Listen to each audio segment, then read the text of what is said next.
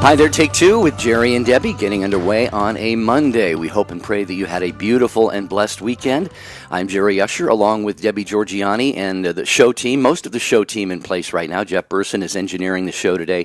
And Debbie, I believe Ryan Penny is probably on the phone where he normally is. So He is. So please call in and make his day at 833-288-3986 because we think you're going to have something to say about this very important topic.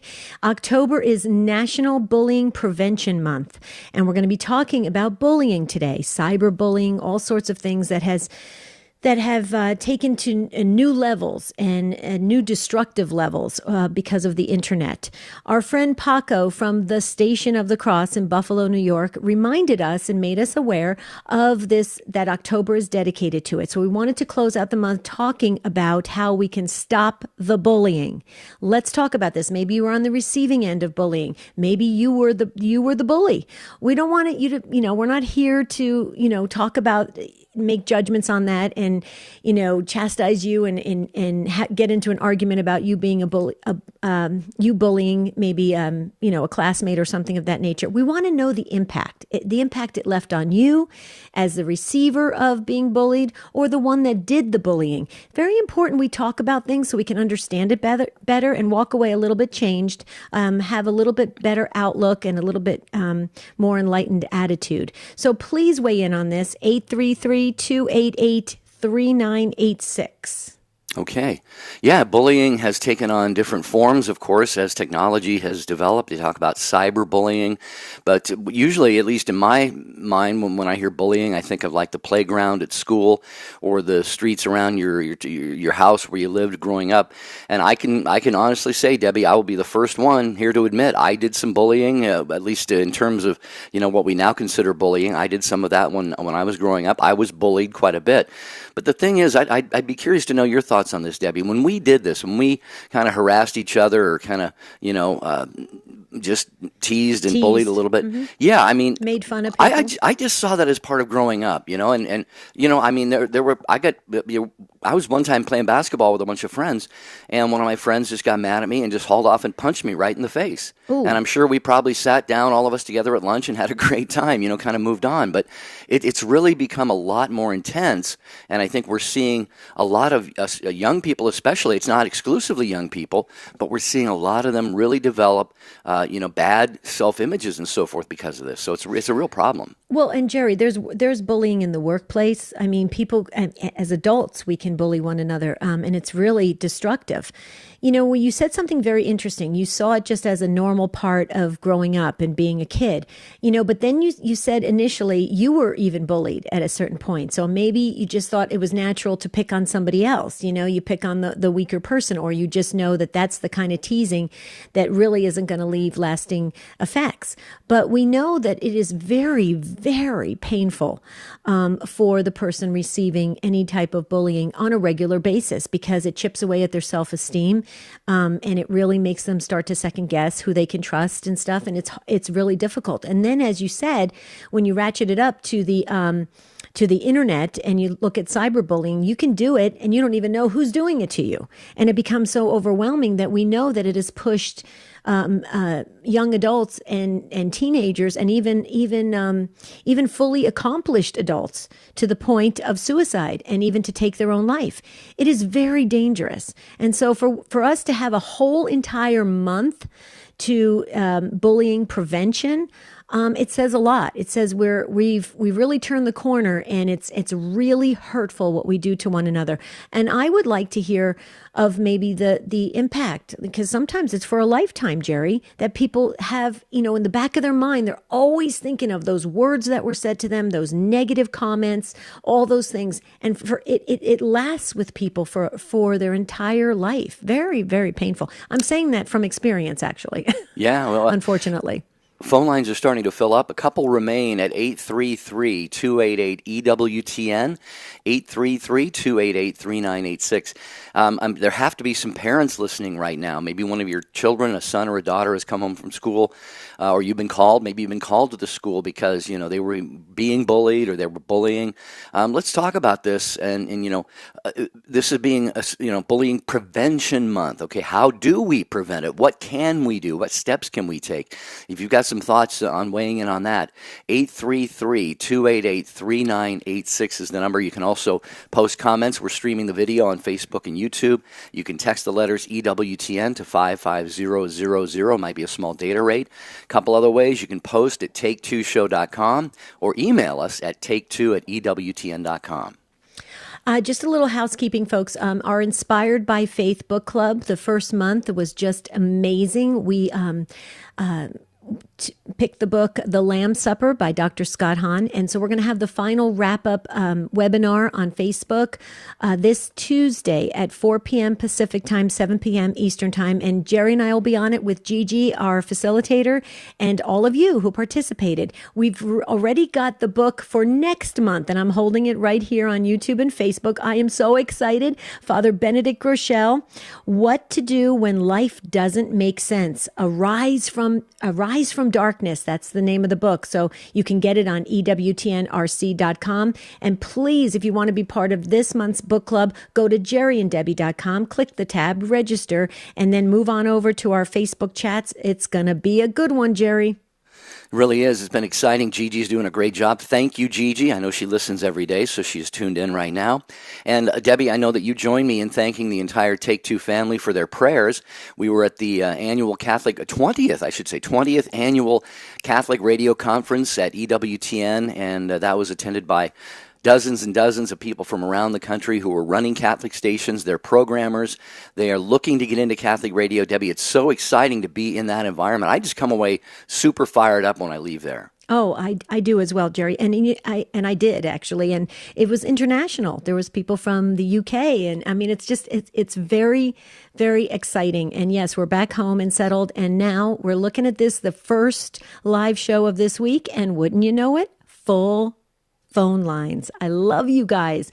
When a line becomes open, please jump on it if you feel prompted by the Spirit to talk about October, the National Bullying Prevention Month. That's what we're talking about on Take Two with Jerry and Debbie.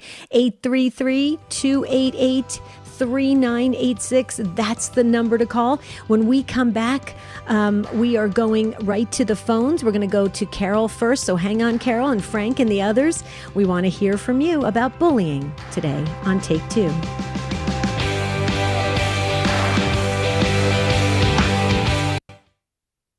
Call to Communion. Through EWTN Radio, we talk to audiences all over the world. One thing I've found out is everybody in the whole world has the same set of questions. They live the same human life. They all want meaning, they all want love, they all want significance, they want forgiveness. That's the most fascinating thing to me. The same answers work wherever you are throughout the world, because we're all children of God. Called to Communion with Dr. David Anders, this afternoon, 2 Eastern on EWTN Radio. Want the latest pro-life news? Want it delivered? Sign up. It's free. EWTN Pro-Life Weekly, your source for everything happening now in the fight to protect the sanctity of human life. New episodes delivered every week to your inbox. So if you really want to know, sign up today. Go to EWTN.com/pro-life today. Post your intentions on the prayer wall on Jerry and Debbie's website. To get there, just click on the bright yellow J&D logo at take2show.com. Jerry and Debbie personally reply to every prayer intention that's posted. Others will also offer you their prayer support. When there's something important you want prayers for, post it on the prayer wall on Jerry and Debbie's site. Visit take2show.com, click on the J&D logo today.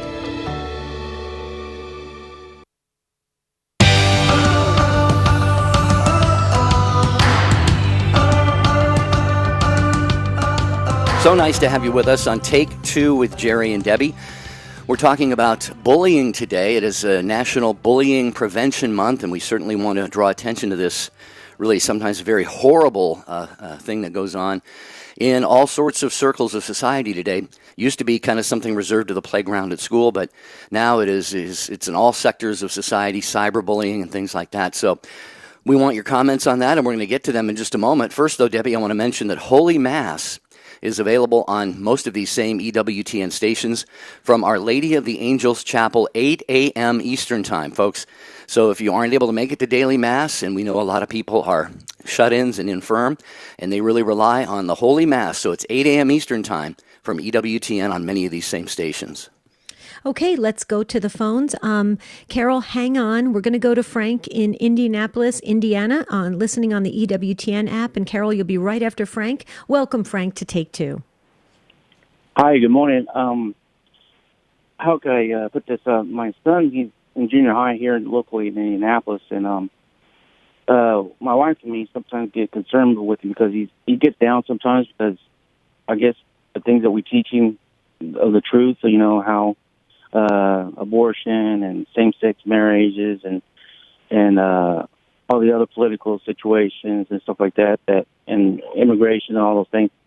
And we're Hispanic, but we also know that our faith is first before we label ourselves as anything else. We're Christian first, what I tell him. So I'm like, I really don't look at nationalities and all those things that much anymore because under the eyes of our Lord, we're not labeled. We all are all his kids. So we do have the concern about our son sometimes struggling with the fact that he looks like he's a little bit an outsider because he tells them you can't do that, and I said, don't say it that way. I said, you got to do it in a loving way, but I was wondering if you could say some kind of encouragement or something that he's not weird. It's just that he's just doing what God is asking him to do. And he's got the right information from his mom and dad, and the school is Catholic too, but I think sometimes the teachers sometimes are afraid to say the truthful things because they don't want to upset the parents and stuff like that. So, right. And we do have two schools right now going through a lot of controversy right now, scandal, but I think that's probably why they don't have the encouragement to say something. I wish I could hit the lottery so I can have you guys come out and talk at school, but I can't do that. So Well, I was just hoping at least on here you guys can say some kind of encouragement or something, some kind of advice or something to him. I'll put it on for him later. Do you want me to go first, Jerry? Go ahead, Deb. Yeah, Thank please. you. Thanks, Okay. Frank. Well, Frank, make sure you listen to tomorrow's show as well, because tomorrow we're talking about millennials that cannot speak, meaning this topic came out of an encounter we had with a beautiful young lady named Meredith, who has parents who taught her well, and she has conservative values, and she cannot speak in her peer group. If she does, she will lose her friends. It's just horrible that we've gotten to this point where we can't have different feelings about things and different ideas, and we can't respect each other for where we're at. It's terrible. It's like if we don't fully comply with everything that's going on in the world and the culture, and we're not politically correct, and we kind of toe the line, we get right in there with everybody else, then we are an outcast. I would say to your son, Frank, Frank's son, if you get to listen to this, stay strong. Stay strong, young man. Stay strong. Listen to your parents. They're telling you the truth. The world will lie to you. It's that simple. And stay strong. You may have a smaller group of friends, but it's going to be a tighter group. And that's what we're all called to do. All of us, from now at a small age, all the way up until we take our last breath, Frank. It's really unfortunate we've gotten to this place, but we've arrived. And I think the strong Christians are going to stand up and hold firm to the truth. And the rest are going to, unfortunately, wither away, and we have to pray for them. So that's my take on it. Jerry, I'd like to hear yours. Well, Frank, I believe you mentioned this is even a Catholic school where your son is trying to hold to the truth of things like, abortion and probably same-sex marriage and things like this. So that in itself is a scandal right there. I mean, let's face it, we're all outsiders because of what we believe in today's world.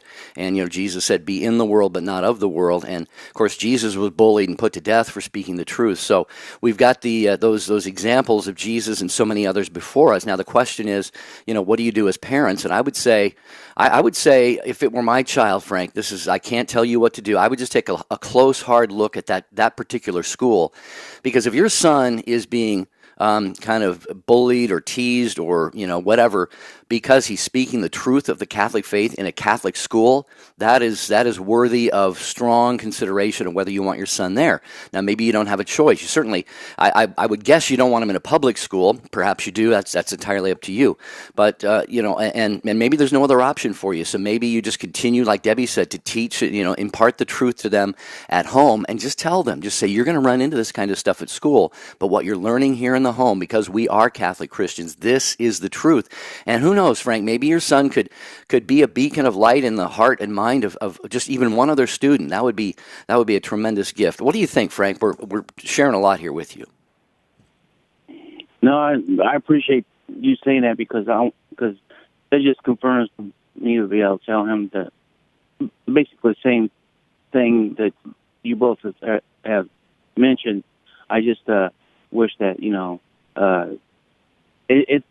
it really is difficult because the teachers that they're trying to do their best to teach, but at the same time, I guess our Lord wants us to do the right thing because His kingdom doesn't have any blemishes there, and I just don't think that a lot of people want to comprehend that, and that's why we're learning here not to do those things. So when it's our turn to go, we'll be prepared, and hopefully we won't have to be in purgatory that much, and just go be with Him, and maybe, right.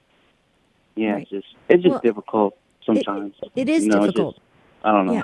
And Frank, and here's the thing. Remember, you are the primary catechist, you and your wife, okay? Your home is your family is the domestic church, okay? You're creating a strong Christian leader in your son. And he has to know that, okay? He gets that beautiful choice. I see it as a great opportunity. Is he going to be a strong Catholic Christian leader, or is he going to conform to society? And we're called by our baptismal call not to conform, but to transform a culture. And so I just say, I view it as an exciting adventure. We know what side we're on, and we know who wins in the end. And we just got to stay strong. What do you think, Frank? Yeah, I agree with that. And I've told him, how when I was at school too, there was moments with my cousins and other family members. I told him I was always like a weirdo because I didn't want to do certain things. And I'm like, I can't do those things. I said, they're like, why? I said, I don't know. I just knew that I wasn't supposed to because the nuns did a real good job with me, teaching me what was right and wrong and what we were not supposed to do. And our Lord's always watching us. And that's probably why I kept myself, clean and not doing those things. So that's probably why now it's just hard. I mean, I wish I could do something for him. I wish I could be there with him, but I can't, but he has his frustrating because I know he's probably not as strong as I would like for him to be, but I think he does at moments, but there's that, that one dark moment where I think I just want him to say, okay, I can't let this be this way because I know the truth and that's all there is to it, and just be strong about that, but I guess I think at times he just gets a little, overwhelmed at times, and he feels like everybody doesn't believe or understand him. But I think he does feel better after I talk to him and my wife do.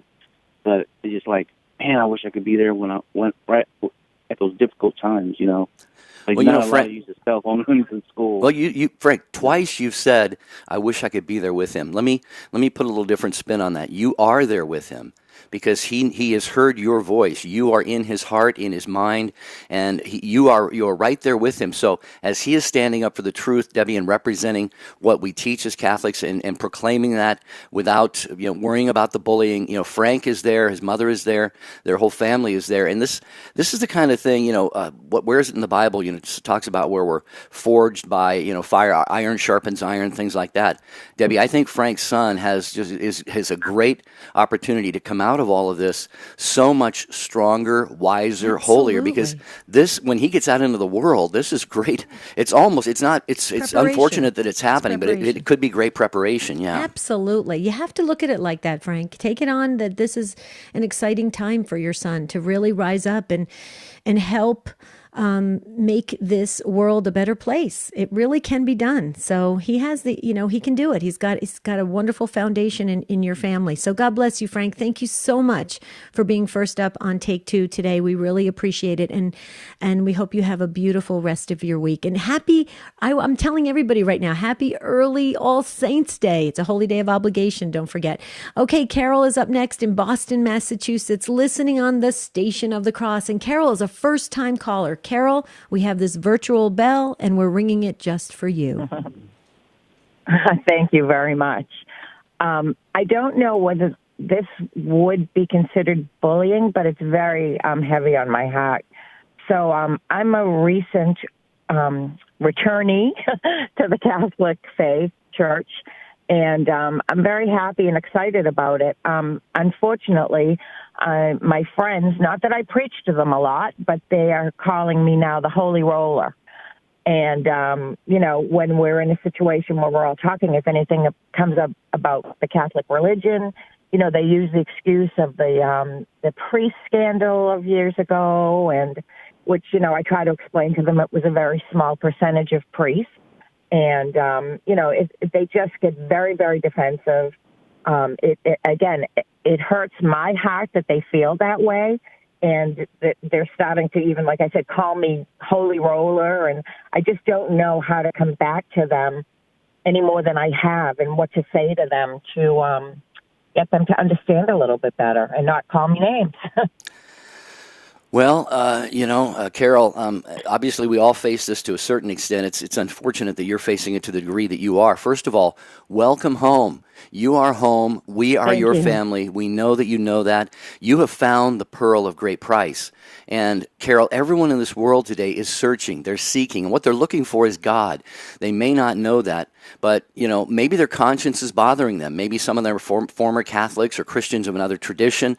Maybe they're feeling, on their minds, on their conscience, that they're living, a way that they know that they shouldn't be. A lot of people want to live a life free of any constraints whatsoever. And while the church is beautiful and we find our freedom in her, she does tell us there are things that we cannot do. So, Debbie, I think, Carol's experiencing what a lot of people are right now, but I have no doubt, Carol, you sound like a really strong woman. You're going to be great at someday hopefully leading some of these people to the truth as well. Absolutely. Carol, I was going to say welcome home as well. And as I typed over a message to Jerry as you were speaking, I said, Carol's just joined the club. Join the club, Carol. It happens to all of us. Yeah. And you know what? I'm a firm believer. I'm not a therapist or a counselor, but I'm a firm believer in reverse psychology. They've labeled you a holy roller. Take it as a compliment. I would tell them, thank you so much that you give me that title. I value it very greatly. And my prayer for you guys, because you're all friends of mine, is that when you get to fall in love with the Eucharist like I have, you'll see, and you'll become holy rollers as well. And I hope you join the club. That's what I would do. Because I love that. I love that. Yeah, trying to convince them, it's never going to work, because they're at a place where they don't. I shouldn't say it's never going to work. I take that back. It can work when people's hearts are open, but it doesn't usually work because what they're trying to do is take you. They're trying to. Just pretend like you're climbing up a ladder. They're trying to pull your leg down. They're trying to pull your legs down each rung of the ladder. And you know what? It's just because they're not there yet. It's not because they're hurtful or hateful. They just don't understand yet. And so we have to pray for them. But I would turn that holy roller thing into a positive. Okay, I like that very much. Thank you. Cool. Yeah, before you go, too, I just wanted to draw your attention. I love to bring things back to Scripture. And Paul's second letter to Timothy, chapter 3, if you just read starting around verse 10, but actually verse 12 is the key verse. I'll just start at verse 10 for a moment here. You, however, know all about my teaching, my way of life, my purpose, faith, patience, love, endurance, persecutions, sufferings, what kinds of things happened to me in Antioch, Iconium, and Lystra, the persecutions I endured, yet the Lord rescued me from all of them. Here's the key verse, verse 12. In fact, everyone who wants to live a godly life in Christ Jesus will be persecuted. And that's St. Paul in his second letter to Timothy in chapter 3. So, Carol, like Debbie said, you're a club member now. You're a card-carrying club member. But you're gonna influence people by your example, right, Debbie? Carol, people are watching us. People, more than words, people are watching us right now. And I know you're going to live in such a way, a manner of life, that it is going to have a positive impact on these people. Yep, I agree. And you don't have to. So much. And you know what else too, Carol? You don't have to defend the priest abuse crisis and everything. It is what it is. Everybody can read what they want to read and make their own determinations. And so, like I agree with Jerry, just be the best Catholic you can be, and they're going to want what you have. I feel it strongly. Okay. I think I very much agree with you. Thank you very, very much. Thank you, Carol. Oh, you're so not a welcome. first-time caller anymore, so call anytime, okay? Yep. Okay, thank you. Bye-bye. Bye. No more first-time caller bells for Carol. But we do right. have a couple of other first-time callers on the line. Kate is one of them, and Ann, and we're going to get to each of you just a couple of moments here on Take Two with Jerry and Debbie talking about bullying today on the program. And we got a message from Tina on our Facebook page, Jerry and Debbie Facebook page. When I worked on a Navy base, the bullying was so bad that when an ordnance drifted onto the beach right next to my office, no one told me. I filed a complaint and mediation was ordered between me and the woman that led the bullying. The mediator told the other woman that she was lucky that this was all I was doing in response to her actions. It didn't really stop because she would just pretend I wasn't in the room. And Tina says, I just became Catholic, so welcome home. Welcome and watched the home. movie about St. Therese of Lisieux. What a great example of how to win someone to peace. Thank you, Tina, for that Facebook comment. This is Take Two with Jerry and Debbie and you. Gloria Purvis. We have the wrong understanding and appreciation of pregnancy. We need to do what's best for the child, not what's convenient for the mother, the father, or the doctor. The leading Catholic voices are on EWTN Radio. You know what? Life isn't fair. God isn't fair. Fairness would be if he let us go to hell because he made us for himself, we rejected him, and we got what we deserved. Fairness would be if there was no hope for heaven, no forgiveness. That would be fair. That would be just. Fairness in your life would be if someone offends you and you hold it over their heads for the rest of their lives and never forget it and never move on. Fairness would be when you judge people and you write them off based on a comment they made or who they voted for because you got them entirely figured out. You pegged them. Fairness makes us miserable. The central image of our faith is a man dying on a cross who was completely innocent for your sins. The central image of our faith, thank God, isn't fairness, it's mercy. And that's who God is calling you to be merciful just as he is merciful. Send us a message at connect@reallifecatholic.com. This is Chris Stefanik from reallifecatholic.com on EWTN Radio.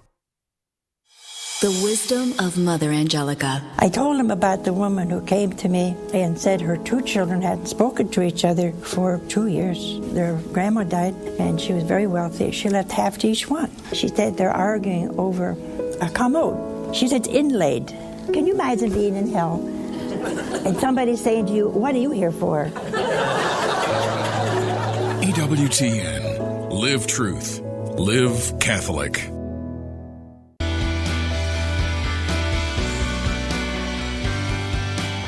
Tomorrow on More to Life, get happy. We'll share tips for leading a happier life. Now, back to Take Two with Jerry and Debbie.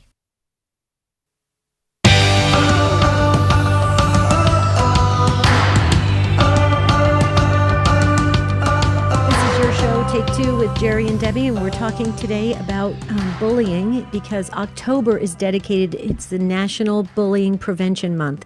And we want to thank Paco again from the Station of the Cross who made us aware of this entire month that's dedicating to stopping the bullying. And we're talking about that today. We're going to get back to the phones in just a moment. I just wanted to share, Jerry, tonight I'm going to this screening, the movie Faustina, Love and Mercy.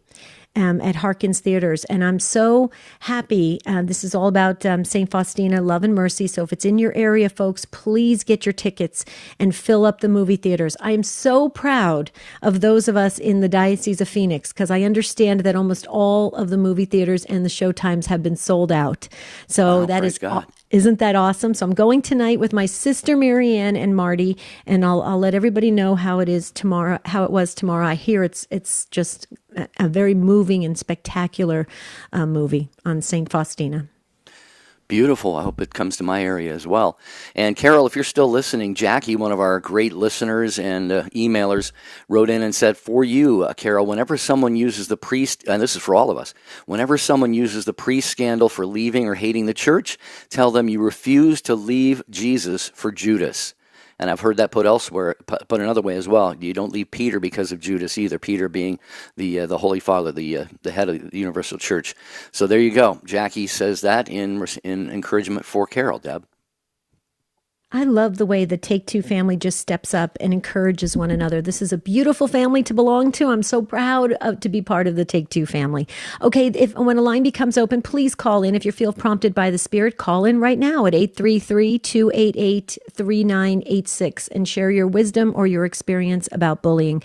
We're going to move next to Kate, and Kate is in Richland, Virginia, listening on WHFW 89.7 FM, and is a first-time caller. You get the virtual bell as well, Kate. Welcome. Thank you. Thank you. So what's your take on this? Well, I wanted to call in about my son. I moved to a small town about 18 years ago, and it was one of the last combine schools in Virginia. So pre-K through high school, there was maybe 100 kids. And I thought, this is great. A small town, it's going to be wonderful for my son. But it wasn't. The bullying got so bad. And my son is autistic. And actually, we just found that out a few years ago, and now he's 25.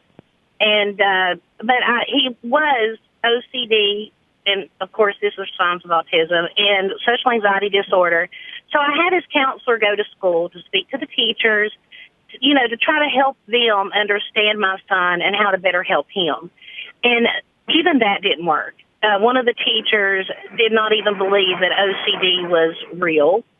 And he was even bullied by the teachers. They would call me and say, well, your son's eating by himself in the cafeteria with his coat on. And they wouldn't even offer to eat with my son. If I was a teacher and I seen a child sitting by themselves, I would go over and sit with them. Well, then the kids were so cruel, too. And I have his annual. The last year I let him attend the school, one of the students, it was one of the teacher's daughters, wrote in his annual, I hope you have a horrible summer, and P.S., don't be retarded next year. Wow. Yeah. That is... the direction I was going to go with this, Kate, was that there need to be some kind of reasonable consequences for students who bully like this. And of course, with what you just said, I mean, there's hardly any recourse for something like that because it's just somebody writing in the yearbook and then you're gone and you're off for the summer. But, I remember I grew up in a really small town as well, Kate, of about 500 people. Everybody knew everybody. And as I said at the start of the show, we all just kind of picked on each other and beat each other up and bullied a lot. And then, we just kind of got over it. But it does happen. And the first thing in school, that schools should be teaching students is the inherent dignity of each student. And then if that is violated, there should be some consequences. I remember when I went to a summer Bible camp, I got into a scuffle with one of the other boy campers, and we were made to hold hands and walk around the soccer playing field while everybody else was playing there, So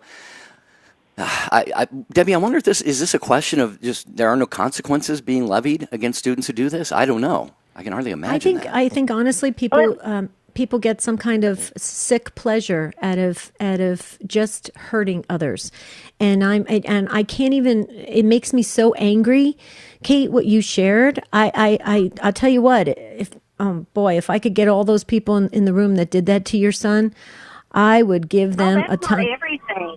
Go ahead. Yeah, one of the girls actually told that my son touched her inappropriately.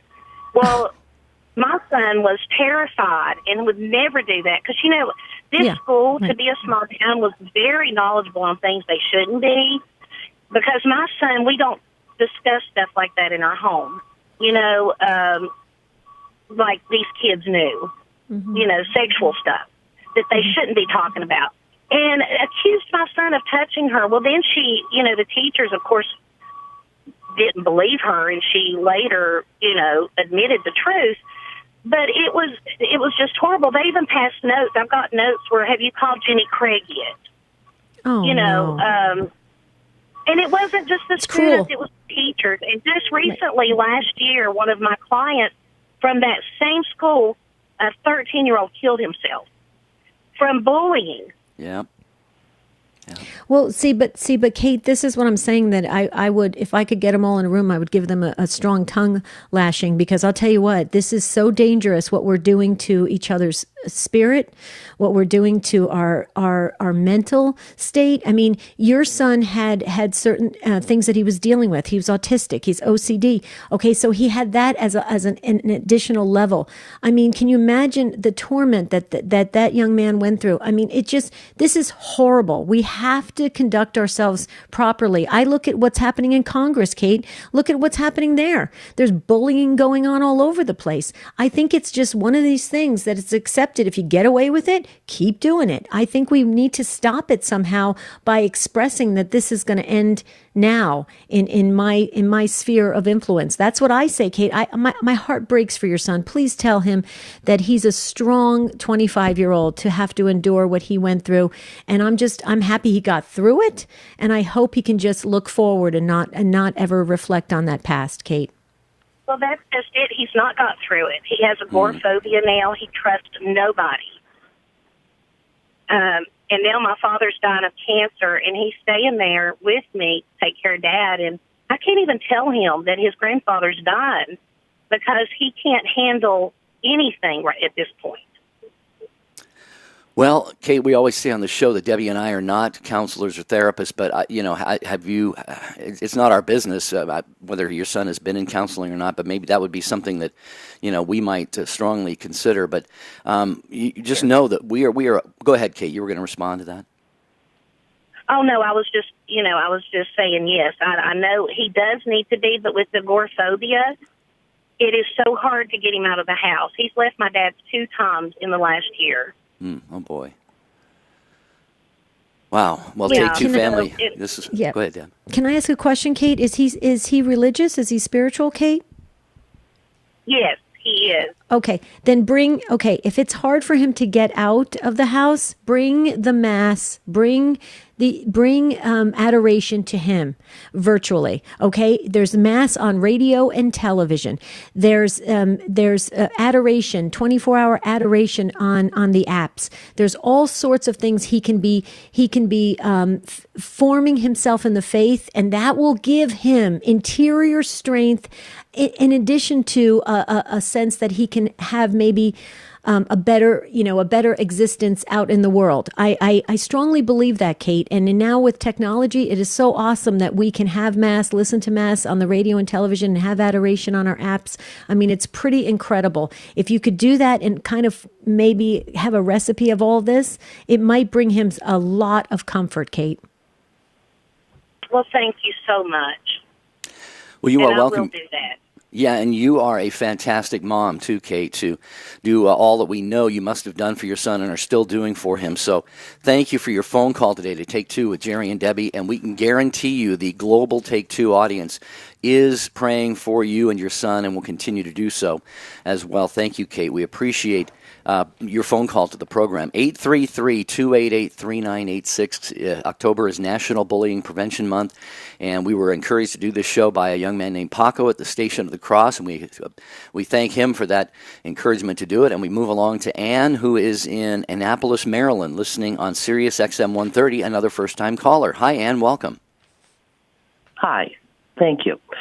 I happen to think that this bullying situation is being handled backwards. First of all, bullies, and this is what my parents taught me, are the cowards. They're the ones who are really afraid. And they need someone weaker to go after to make themselves feel better. Now, I'm going to tell you 2 stories that happened in 2 Catholic schools. 2 Catholic high schools, and I'll tell you what the schools are. St. Mary's in Annapolis, where my niece went, and I'm so proud of her, the way she handled it, and my own school, Holy Child, in Potomac, Maryland. Those are the rich kids, okay? It happens everywhere. So what happened to my niece at St. Mary's is that she wasn't the one being bullied. She and her best friend, Nicole, were sitting having lunch one day, and the football team started throwing food at this young man who was sitting alone. So Alexis was annoyed, being a nice girl, and she grabbed her girlfriend's plate, dumped it on her plate. Oh, the football team started throwing food at this young man and calling him names. And he was quiet, and he just sat there. And I'll tell you why in a minute. He didn't do anything or say anything. But Alexis said plenty. She grabbed her tray, she got up, and she walked over to the football table and started throwing food at football players. Now, as I told your screener, I have to do a little sidebar here. The reason the big shots at the football table didn't say anything, they just sat there with their mouth open, was because they knew that my niece was, her grandfather and her uncle were both in the NFL, and she was what they called a hot chick. She was beautiful, right? So after she finished throwing all her food at the football team, she said to them, "Do I have to come back?" They didn't say a word. They just put their heads down. They were really embarrassed. And then she and Nicole went over and sat with that young man. And do you know why he sat alone every day because he went to adoration at St. Mary's. They have 24 adoration. And he spent half his lunch eating and the other half in adoration because he wanted to be a priest, and he did become a priest.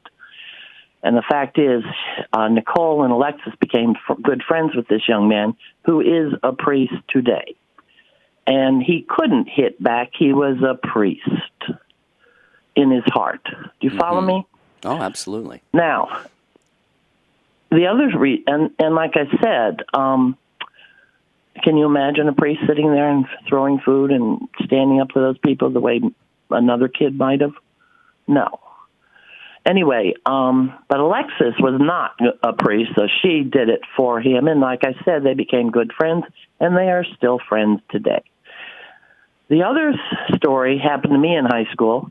And one of the girls in our class, we only had 33 girls in our class. We were the third graduating class at Holy Child back then in the 60s. She was chubby, and I was too. But there were two cliques. There were the smart kids, and then there were the popular girls, right? And I was kind of floating between both. Anyway, there was one girl, Brenda.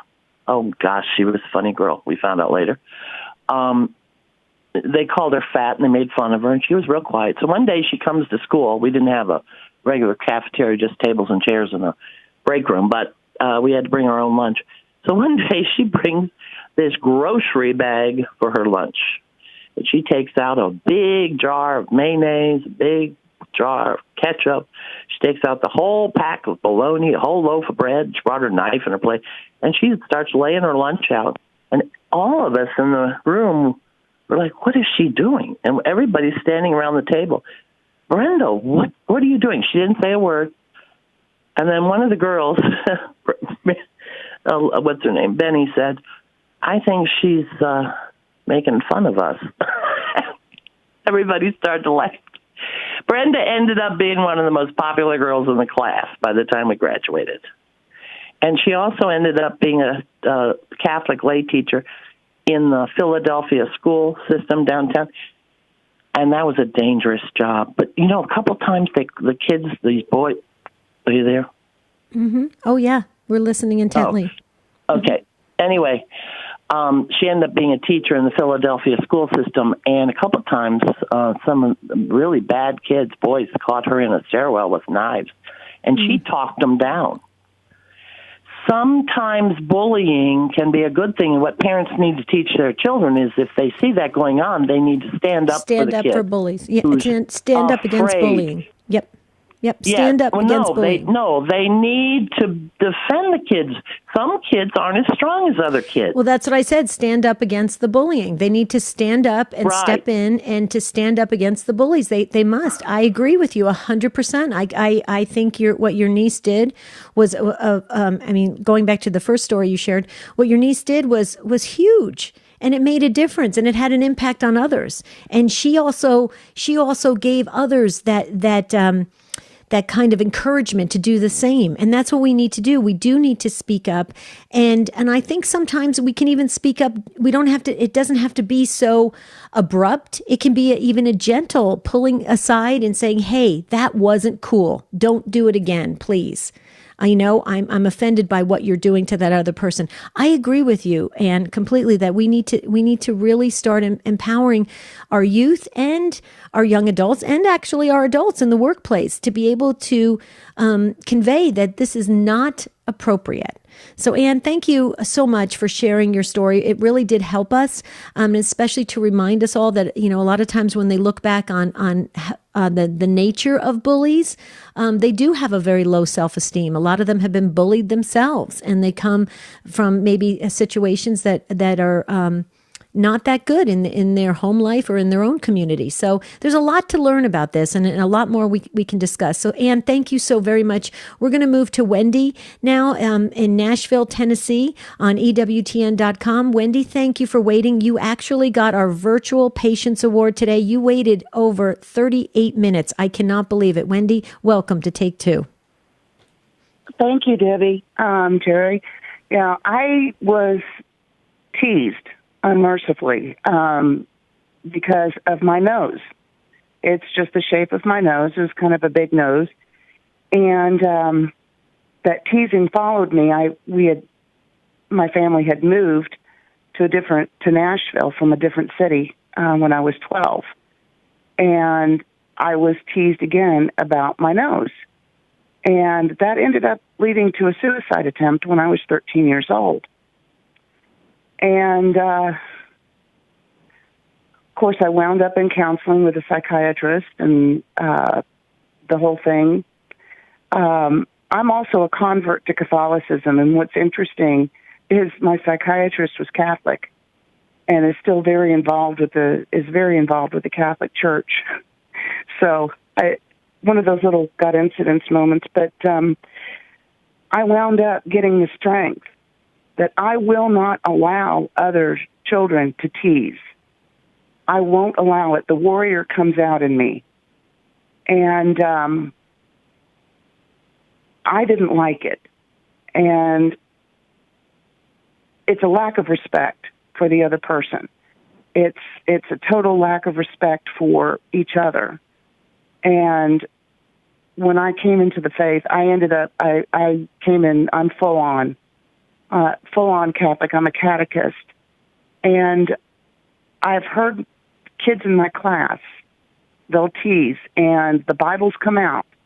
And I say, what does Scripture say? It says the golden rule, treat others as you wish to be treated. And I also used in Matthew, to the least of these little ones you do to me, whatever you are doing to someone else, you are doing to Christ. You treat other people the way you want to be treated, and you will get out of this world what you put into it. You mean to people, people will be mean back to you. And you've got that. It brings out the warrior in me, and I don't allow it. I see people being teased and put down. I stop it. I nip it in the bud. I do the Barney Fife. I just nip it in the bud. And it just brought out the warrior in me. I don't like it, and I don't want to treat other people that way. Yeah, and Wendy, as you're saying that, you mentioned 2 or 3 times, it brought out the warrior in you, and it just makes me think that every one of us has within ourselves, the ability to stand up to the bullies. It's just that sometimes when you're being bullied, you don't think that you have that interior strength or that wherewithal, and also then the bullies sort of make themselves larger than life, so that they're perceived by the victim, I think, as being far more fearful, or far stronger, stronger, more influential. Mm-hmm. I'm just reminded, Debbie, of that analogy that I use. If you've got a little nightlight that you plug in along near the floor of your house, and a little mouse walks past there, casts a shadow that might be completely fill up the wall on the other side. But when you turn the light on to that mouse, and you see it's this little 2-inch mouse that you don't really need to be afraid of. So I think that often is the case. A victim just simply have that perception of the way things are, which isn't really true. That's exactly right. And it just feels overwhelming, and it's really hard. And it gets to a point like with you, Wendy, that my heart just breaks for you, that you were pushed to that point where you attempted to take your own life. I'm so glad, so happy, so grateful to God that it didn't happen, because look at you now. You're a catechist. You're forming the youth in the faith, and that's going to have eternal benefits. And I'm so grateful to you that you are that warrior. I loved how you said that. I actually wrote a note and started, because that's what it comes out in me, that warrior instinct. It's so true. Wendy, thank you so much for weighing in on this very important topic. What you had to say, I know, has helped others. So thank you for that. Jerry, I wanted just to say we're almost at the close of the show, and we have full phone lines. I know that Meredith is listening right now, because she's looking forward to the millennial show that she was gonna promote on Facebook. Meredith, if you're listening, please promote it on Wednesday. We're going to have to do a part 2 tomorrow on this. Too important, because Bernadette and another Wendy and Jeanette and others are waiting. Plus there's emails coming in and texts on this very important topic, Jerry. So if it's okay with you, let's do a part 2. Yeah, we will do that, and there is still a little bit of time. We'll see if we can get to Wendy in Mackinac, Illinois, listening on Spirit Radio. Hi, Wendy. Welcome to Take 2 with Jerry and Debbie. Yeah, hi, Jerry. It's actually Karen. It's not Wendy. Oh, okay. Sorry about that. That's all right. Wendy's a good name. I've been called worse. No, I was talking to the guy before, and my son was in a Catholic school for 12 years, and he was so bullied, and I only knew part of it because he wouldn't tell me the worst part, because he knew that I would step in and do something. He was afraid that it would get bad, it would get worse. So he didn't tell me everything that he had gone through. And it was because he was not a jock. He was more into the arts. I mean, they called him everything they could possibly think of. He didn't want to go to school. And when he got in his first year of college, he tried to commit suicide. So he's 31 now. I'm still trying not to cry. But anyway, I asked him, did you change your mind at the last minute, And he said, no, Mom. He said, the tree moved. I said, well, that's God's way of telling you, you don't need to do this. But now he decided, well, he's professed that he's a homosexual. So, he's gay and he has a partner. And he knows how affects the church's teachings. He knows all of that. But he still loves his God. He still goes to church. Sometimes he goes to church. Sometimes he goes to adoration just because he's called there. So, I pray every day that he would marry and God would change his desires. Mm-hmm. Well, Karen, I can't honestly tell him that he's going to hell because he's gay. I can't do it. It's not in my heart. I think that's between him and God. I have done my share in raising him in the right way of the church. And like I said, he's 31. I can't tell him what to do anymore. Well, but it just breaks my heart that he's so depressed that he wants to kill himself. So telling him he's going to go to hell is not what you want to lead with. Nobody knows where we're going to go but God. But go ahead, Debbie. That's exactly right. And Karen, a couple things. That tree that moved, that saved his life. He's got a very strong guardian angel, and that guardian angel is there for him to. That guardian angel is there to guard him and guide him.